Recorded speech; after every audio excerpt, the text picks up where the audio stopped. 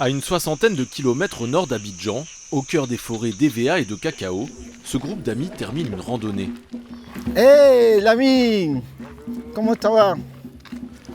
Ils sont accueillis dans ce campement, comme au village. On est venu rendre visite, amener les amis faire découvrir la Côte d'Ivoire. L'homme au chapeau qui écoute les nouvelles n'est pas le chef du village, c'est Jean-Marc Bini. Il a ouvert cet endroit appelé le domaine Bini il y a 6 ans. Le concept est basé sur les us et coutumes. C'est les touristes selon les us et coutumes et on les accueille avec des calebasses, du vin de palme, coco et vraiment dans des conditions typiquement villageoises. Voilà un peu. Et je pense que ça répond aux normes écologiques. La particularité du domaine Bini, installé en plein milieu de la forêt, c'est un lieu écotouristique. L'écotourisme, un mode de tourisme responsable, centré sur la découverte de la nature et des cultures locales.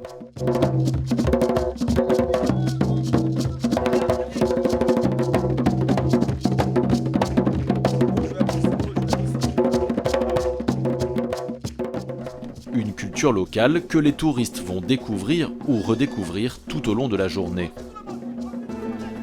Faire du tourisme en Côte d'Ivoire tout en préservant la nature et en développant les communautés locales, c'est l'objectif de Jean-Marc Bini. En 2015, cet Ivoirien de 57 ans lance son concept, le domaine Bini. Sa conviction, l'heure n'est plus au tourisme de masse qui pollue la planète, mais à un tourisme plus responsable, l'écotourisme. Un concept qui a le vent en poupe. Selon une étude, 35% des voyageurs dans le monde pensent à réserver des vacances écotouristiques. En 6 ans, Jean-Marc Bini a ouvert 5 sites en Côte d'Ivoire, entre forêts et lagunes. Il emploie près de 50 personnes, pour la plupart issues des villages voisins. Portrait d'un homme engagé qui a décidé de penser le tourisme autrement.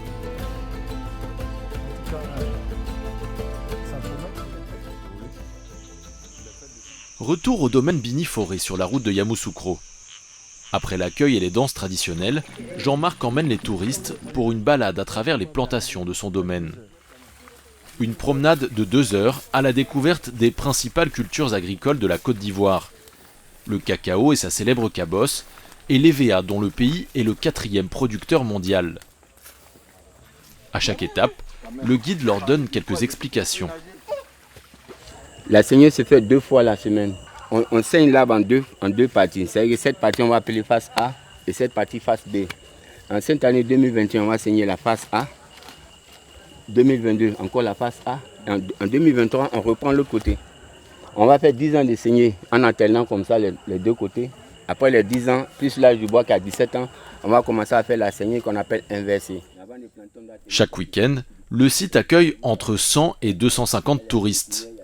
Les premières années, le concept séduisait principalement une clientèle d'expatriés. Mais depuis plusieurs mois, la tendance s'est inversée. Ouais, à chaque fois que les feuilles tombent, ça laisse des points là. De plus en plus, les Abidjanais sont à la recherche de ce genre d'expérience, plus proche des plantations d'EVA que des forêts d'immeubles du plateau. Je viens ici pour me ressourcer, si je peux dire ça. Parce qu'ici, on est purement naturel. C'est très enrichissant, on apprend beaucoup. Et ça fait vraiment plaisir de respirer l'air naturel, différent de la pollution qu'on a à Abidjan. J'ai pas l'habitude de fréquenter ce genre d'endroit. Voilà, aujourd'hui, j'ai voulu voir quelque chose de nouveau et c'est parfait. En une journée, ces touristes pourront donc se ressourcer dans la nature, bénéficier d'activités étonnantes, mais aussi faire des découvertes culinaires, le tout pour 15 000 francs CFA par personne. Nous passons à la deuxième phase de notre activité appelée le festin des 10 doigts. Première règle, vous avez le droit de manger à 10 reprises. Vous pouvez vous servir 10 fois.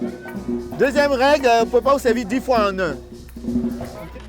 Le repas, digne d'un banquet, est composé d'une quinzaine de plats représentatifs des différentes régions du pays et servis dans des feuilles de bananier, comme au village.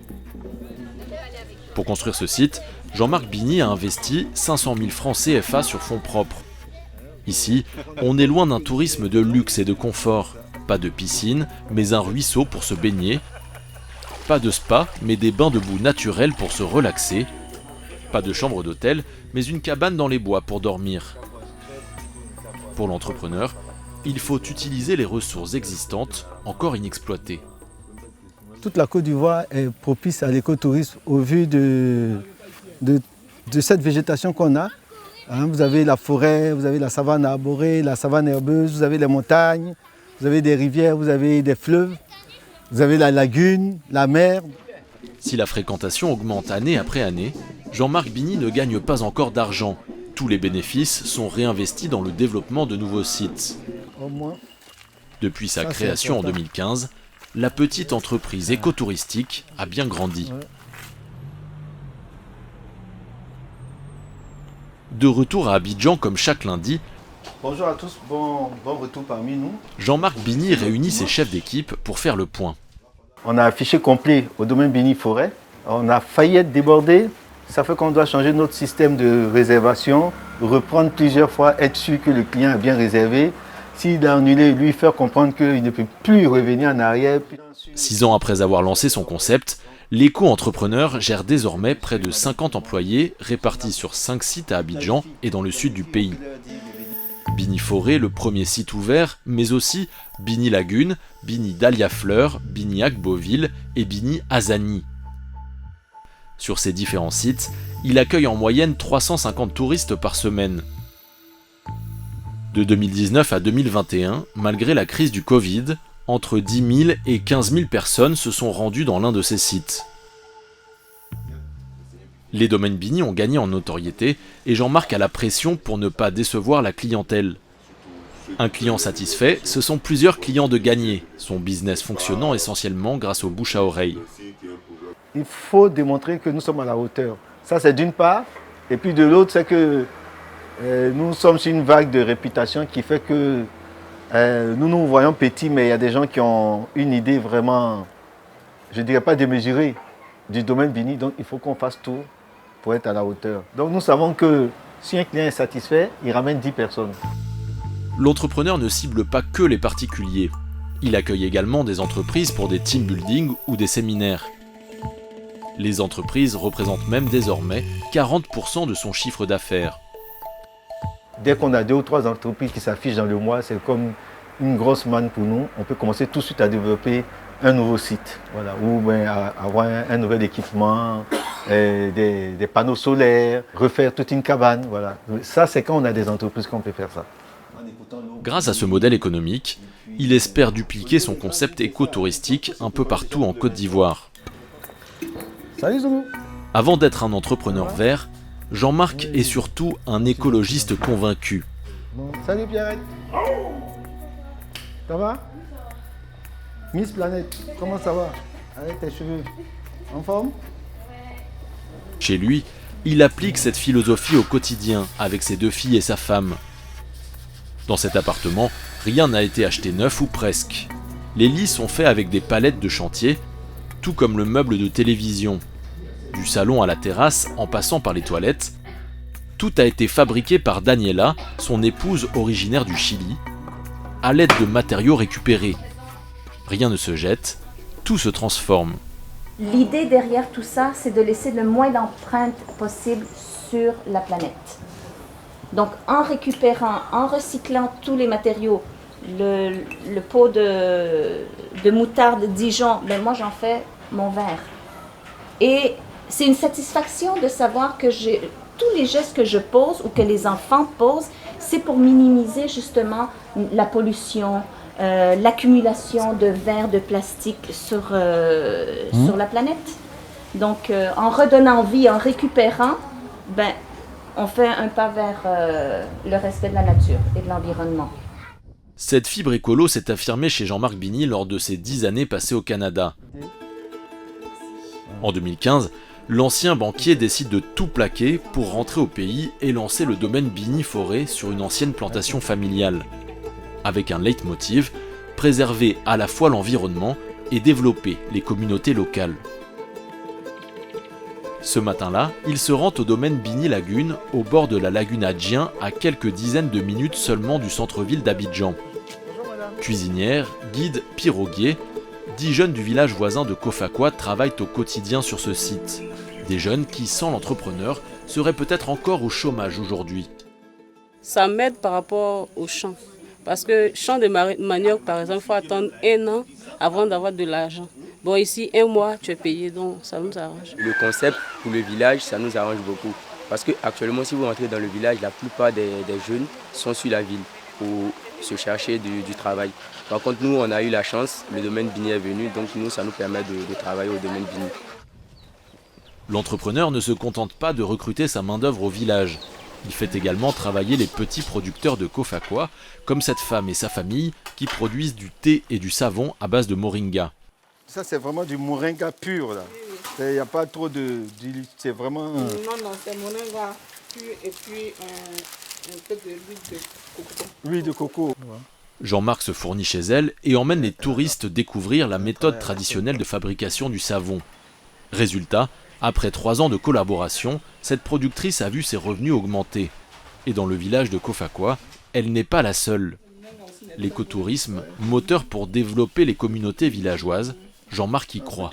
Nous avons 10 personnes dans le village qui travaillent en permanence, même quand il n'y a pas de clients, l'entretien, et puis au-delà, nous avons de façon satellitaire ceux qui fournissent le poulet, la tchéké, le savon et tout ça. On peut atteindre déjà une quinzaine, voire une vingtaine de personnes.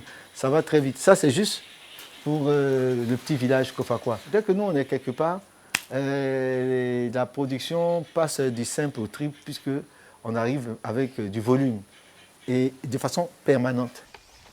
En s'implantant près des villages, l'objectif de Jean-Marc n'est pas seulement de créer de l'emploi. Toc, toc, toc.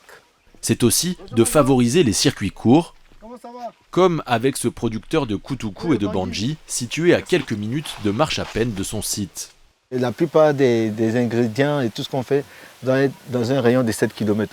Si tu dois dépenser du carburant pour aller chercher ton Kutuku à 50 km, il a beau être naturel, bio, mais il n'est pas écolo dans la mesure où tu es obligé de transporter. Alors, ce modèle, qui implique respect de la planète et développement des communautés locales, Jean-Marc veut le répliquer un peu partout en Côte d'Ivoire. Dans cette optique, il a noué un partenariat avec une structure étatique. Au cœur d'Abidjan, dans le quartier d'Abata, la réserve naturelle de Dahlia Fleur. Une forêt urbaine peu connue des Abidjanais, où Jean-Marc vient d'ouvrir son dernier site écotouristique. Bonjour M. Bini. Bonjour mon colonel, comment allez-vous? Ça va. Il reçoit la visite de Michel Zréon, un responsable de l'OIPR, l'Office ivoirien des parcs et réserves. Celui-ci vient inspecter les installations et s'assurer qu'elles respectent bien les normes de conservation de la nature. Les arbres ne sont pas blessés, donc du coup les installations sont bien réfléchies. Voilà. Pas de pointes, pas de corps étrangers dans l'arbre. On essaie d'éviter au maximum. Donc on regarde partout, il y a des fourches ou des bosses qui peuvent servir de cale. Cette réserve était gérée jusqu'ici par l'OIPR. Il y a quelques mois, Jean-Marc Bini a obtenu l'autorisation d'y installer un site. En échange, il reverse chaque mois à l'organisme étatique une partie de ses recettes. On sera maintenant concentré, par exemple, sur la sécurisation, sur l'aménagement, sur les mesures riveraines, l'éducation environnementale, et on laisse un pan, l'écotourisme, à un professionnel, mais qui, dans son exploitation, pourra reverser quelque chose à l'OIPR pour la réalisation des autres activités. Il existe au total 16 aires protégées en Côte d'Ivoire.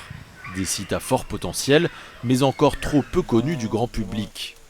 C'est ce que Jean-Marc Bini aimerait changer à travers ce partenariat. Ce partenariat me permet, moi, déjà, de m'exprimer, puisque je trouve que nous avons beaucoup de chances d'avoir autant de végétation et d'air protégées, et en même temps mettre mon savoir-faire à la disposition pour que le plus grand nombre de public puisse bénéficier. Ça serait dommage que ça reste dans un seul coin et qu'une seule frange de la population profite. Faire découvrir les merveilles de son pays au plus grand nombre, qu'ils soient ivoiriens ou pas, c'est l'objectif de Jean-Marc Bini. Un entrepreneur qui casse les codes du tourisme traditionnel, un amoureux de la nature engagé pour préserver l'environnement et développer les communautés rurales. On a l'impression que c'est